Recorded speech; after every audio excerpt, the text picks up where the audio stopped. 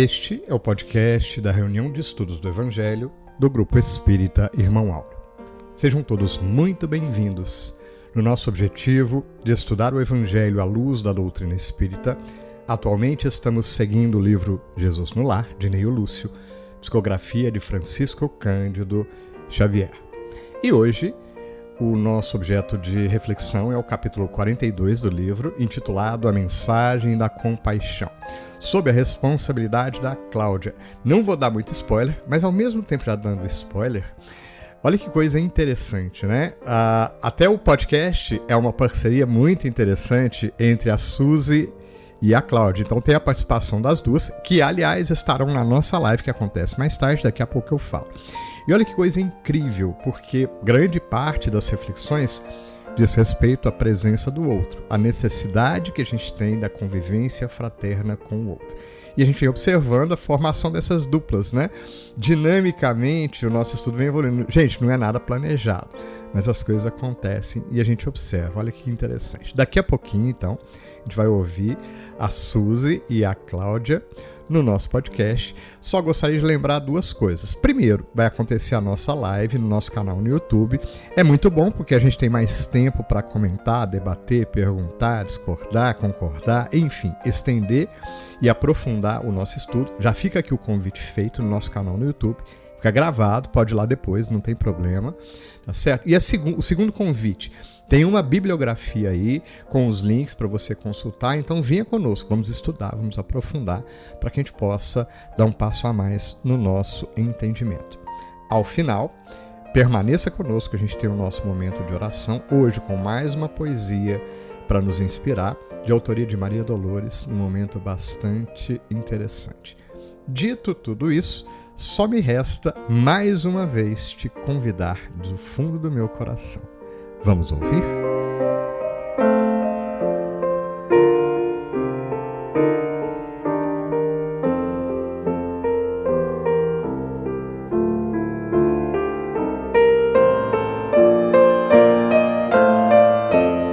Olá, sejamos todos bem-vindos a mais um estudo, né? Nós vamos estudar a lição 42 do livro Jesus no Lar, intitulado A Mensagem da Compaixão. É um tema muito bonito, né? E procurando o significado da palavra compaixão, segundo o dicionário, é um sentimento piedoso, de simpatia para com a tragédia pessoal de outrem, de outra pessoa, né? Acompanhado do desejo de minorar, de diminuir essa dor. Outro significado seria a participação espiritual na infelicidade alheia, que suscita, que desperta em nós um impulso altruísta de ternura para com o sofredor. Em hebraico, é haramim, que significa ter entranhas, sentir o outro com profundo sentimento. E como exemplos nós temos a parábola do bom samaritano, né? E do filho pródigo, que são alguns exemplos de compaixão, né? O pai teve compaixão com o filho, né? Quando ele voltou, e do bom samaritano, que é aquele que se compadece das feridas do outro e cuida. Temos também o exemplo de Jesus, que ele moveu-se de compaixão, como é dito em Mateus, capítulo 9, dos versículos 35 e 36. E percorria Jesus todas as cidades e aldeias, ensinando nas sinagogas deles, pregando o evangelho do reino e curando todas as enfermidades e moléstias entre o povo. E vendo as multidões, teve grande compaixão delas, porque andavam cansadas e desgarradas, como ovelhas que não têm pastor. A compaixão, ela vai além do sentir dó, pena, é mais profundo, né? Inspira no outro o desejo de fazer algo para tirar do sofrimento. Lá no capítulo 13 do Evangelho segundo o Espiritismo, no tópico 17, o tema é piedade. E a piedade é uma virtude que mais vos aproxima dos anjos. Ela é a irmã da caridade, e o que eu diria que é a prima da compaixão. Então esse sentimento ele nos conduz a Deus, né? A piedade aproxima dos anjos e vos conduz a Deus. Segundo o texto, deixai o vosso coração se enternecer diante das misérias e dos sofrimentos dos vossos semelhantes. E quando, por uma doce simpatia, vinde a lhes restituir a esperança e a resignação, que encanto experimentais. O sentimento mais profundo para vos fazer progredir, domando o vosso egoísmo e vosso orgulho, o que dispõe vossa alma à humildade, à beneficência e ao amor ao próximo é a piedade. Essa piedade que vos comove até as entranhas, diante dos sofrimentos de vossos irmãos, que vos faz lhes estender mão segura e arranca lágrimas de simpatia. E voltando ao estudo no nosso texto, onde uma pequena assembleia debatia temas que são muito atuais, eles se debatiam com Jesus, alguns problemas que eles tinham, algumas dores, até dores mesmo, que eles sentiam na alma, E eles diziam que a boa nova está quase impenetrável no coração do homem. A multidão se preocupa com tudo, menos com o reino de Deus. Isso é comparando, o texto da compaixão com os dias de hoje.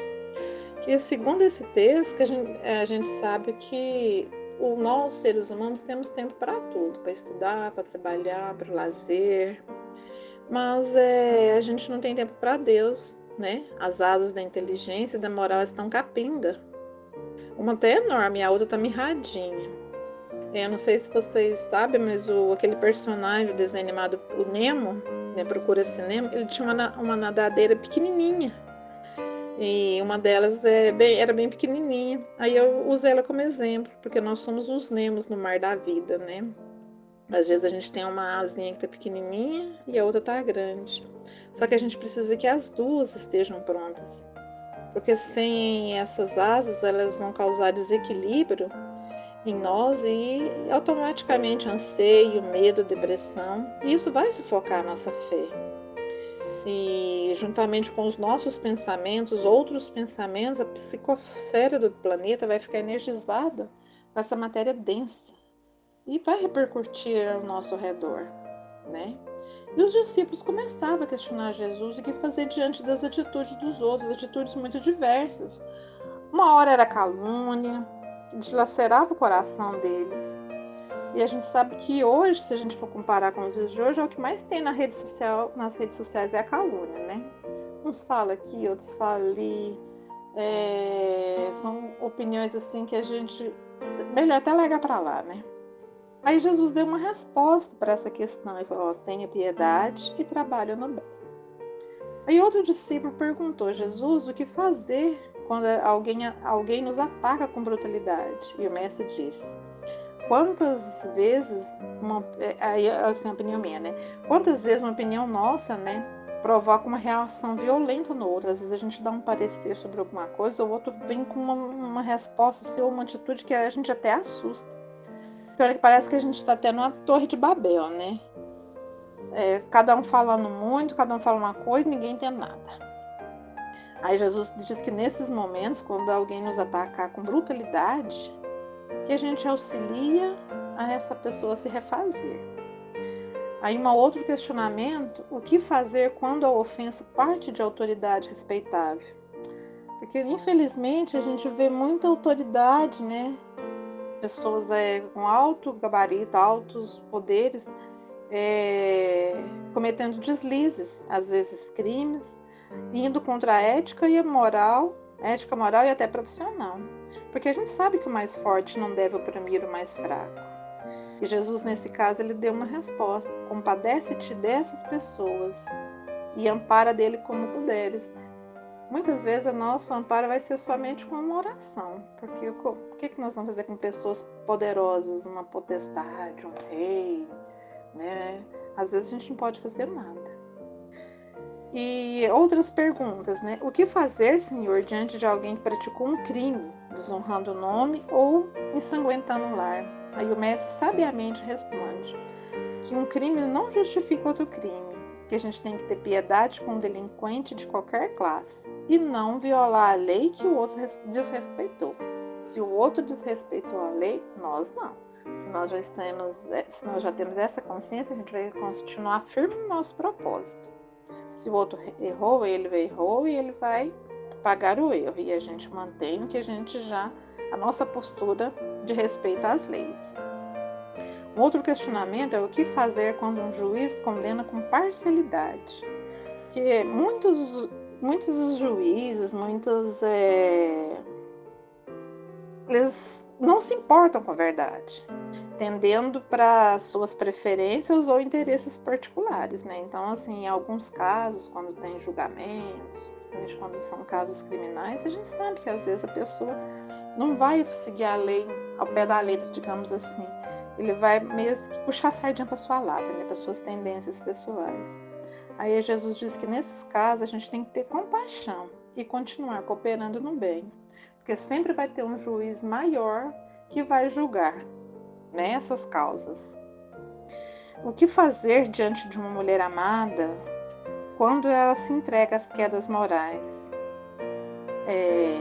Qual o companheiro, né, ou companheira que age como uma ovelha desgarrada? Aí o mestre diz, às vezes os sofrimentos íntimos dessa pessoa já são aflitiva punição, porque muitas vezes ela está no erro e isso aí já vai intimamente já dando remorsos, não está em paz. Então a gente vê que as respostas do mestre para essas questões é como o antídoto para os venenos da alma. Se a gente for fazer assim, observar todos esses que ele falou, piedade, tenha piedade, coopera, auxilia, ele resume em 3 palavras: compaixão, trabalho e tempo. E tem uma reflexão, né? Como nós nos movemos em relação ao próximo? Inclusive o próximo mais próximo, né? Que é o familiar, que na maioria das vezes é muito difícil. É a pedra no nosso sapato. Ou o colega de trabalho, com quem a gente passa muito tempo, às vezes até mais com ele do que com um membro da nossa família. Com algum vizinho que pode estar vivendo um drama em casa. Às vezes está vivendo um drama e a gente está aqui, né? Nem percebe. Porque muitas vezes a gente passa por alguma situação e a gente deixa para o próximo ajudar. Outra pessoa ajuda. A gente alega que está com pressa. A gente está envolvido com nossos afazeres. Igual o jovem rico, né? E aí a gente perde a oportunidade de cooperar. Perdendo essa oportunidade de trabalho, o tempo vai passando. E depois? Vamos receber conforme nossas obras, né? A gente teria que pensar nisso. Então essas são as impressões, né? As minhas impressões, o meu ponto de vista com relação ao meu texto. Sim, né, Suzy? De fato, é um tema instigante.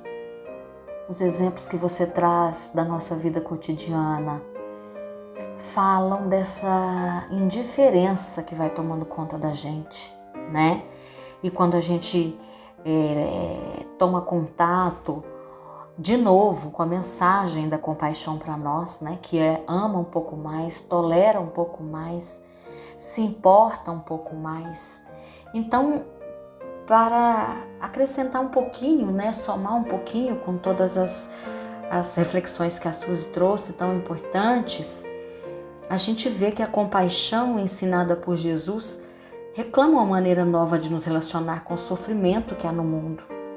Para além de imperativos morais ou religiosos, Jesus está, na verdade, exigindo, porque usa no imperativo os verbos, que a compaixão penetre mais e mais nos fundamentos da convivência humana e se torne um estilo de vida. Devemos, então, resgatá-la dessa concepção sentimental e moralizante que a esvaziou de sentido, conforme a palavra amor também está esvaziada, né? O Fabiano sempre nos chama a atenção para isso, porque a compaixão está acima da emotividade desequilibrada e vazia. Ela age enquanto a outra lamenta. Como disse a Suzy, não é ter dó, né? Porque a compaixão, ela realiza o socorro. Então, vamos recordar só um pouquinho, né? A Suzy já falou e já trouxe para nós a lembrança do filho pródigo. Vamos recordar das diversas passagens, ou de algumas, né? Porque foram tantas, mas de algumas passagens onde a compaixão de Jesus se fez presente né? Dando valor real às palavras que ele proferiu. Jesus teve compaixão quando viu uma numerosa multidão, porque eram como ovelhas sem pastor. E começou, pois, a ensinar-lhes muitas coisas e buscou trabalhadores para a seara do Pai, tendo-os à conta de poucos, em que pese o grande trabalho a ser feito. Ou seja, nos convida, nos convoca a esse movimento. Jesus, filho de Davi, tem compaixão de mim, grita o cego Bartimeu. E Jesus lhe pergunta: o que queres que te faça? Convidando-o a pensar, a refletir, a pensar em seus propósitos, a elevar-se, né? Vemos, portanto, que a misericórdia é o amor em ação, portanto, a mais legítima caridade.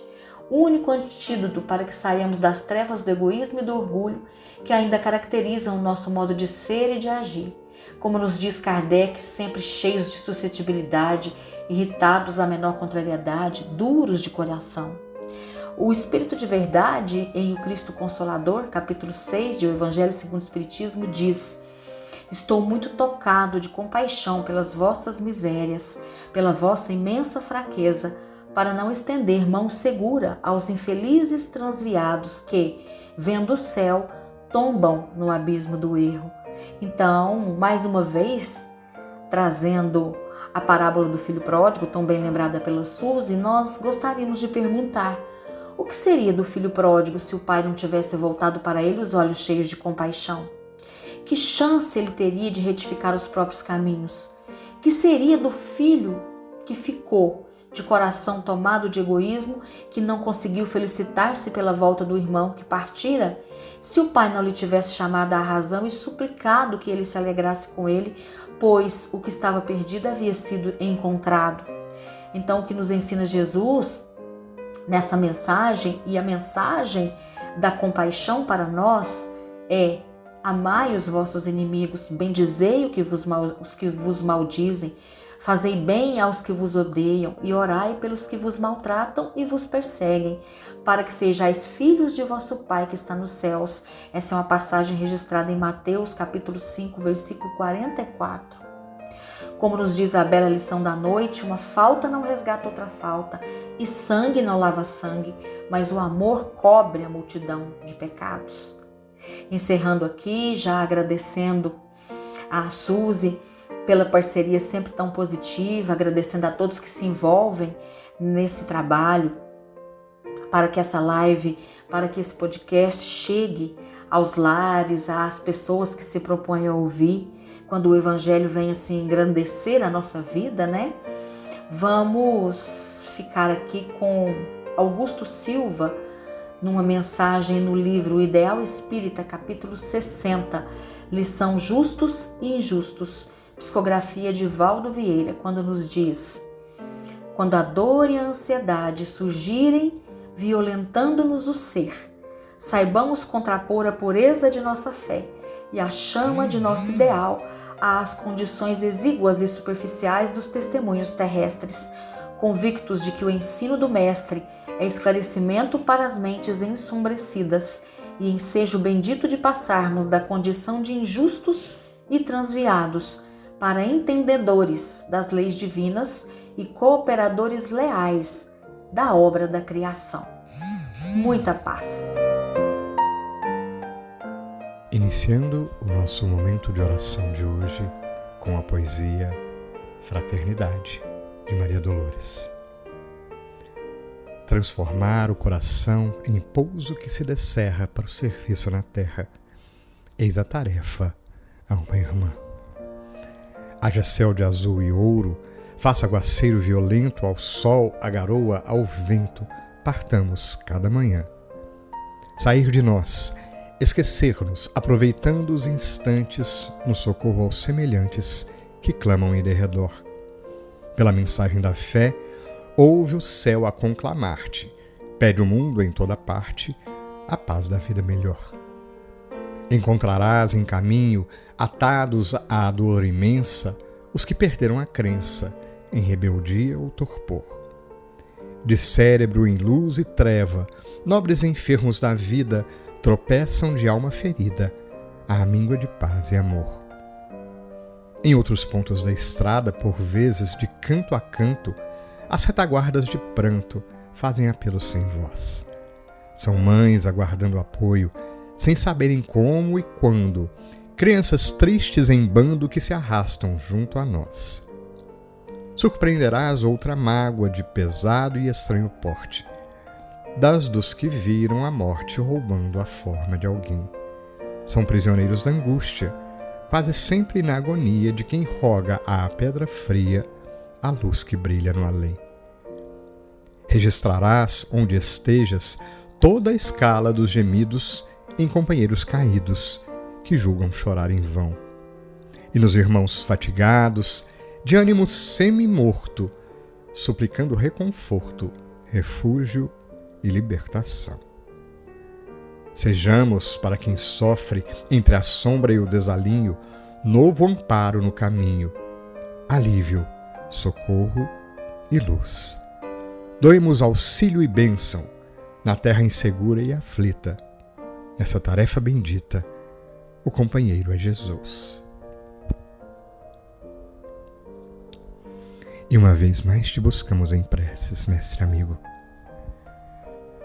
pois que reconhecemos verdadeiramente que és o companheiro verdadeiro, irmão de todas as horas, amigo profundo, concedido pelas bênçãos divinas, como mestre e também Senhor, a nos indicar o caminho. Por isso mesmo, junto a ti rogamos, interceda ao mais alto para que fortaleça os nossos corações. Ajuda-nos, mestre, para que, reconhecendo as dificuldades íntimas, possamos, tocados pelo teu amor, que vibra nas bênçãos do Evangelho, reforçar a nossa vontade, fortalecer o nosso ânimo, reconhecendo, enfim, que as dores e dificuldades que se nos apresentam são convites divinos ao fortalecimento da nossa alma. Ajuda-nos, mestre querido, a fortalecer no burilamento íntimo nossa vontade de estarmos amanhã um tanto mais junto a ti. Que os companheiros espirituais, anjos de luz, que estão junto a nós permanentemente, instrumentos do teu amor, possam chegar até nós, amparando-nos e fortalecendo-nos. Em nome de Deus, hoje e sempre, que assim seja.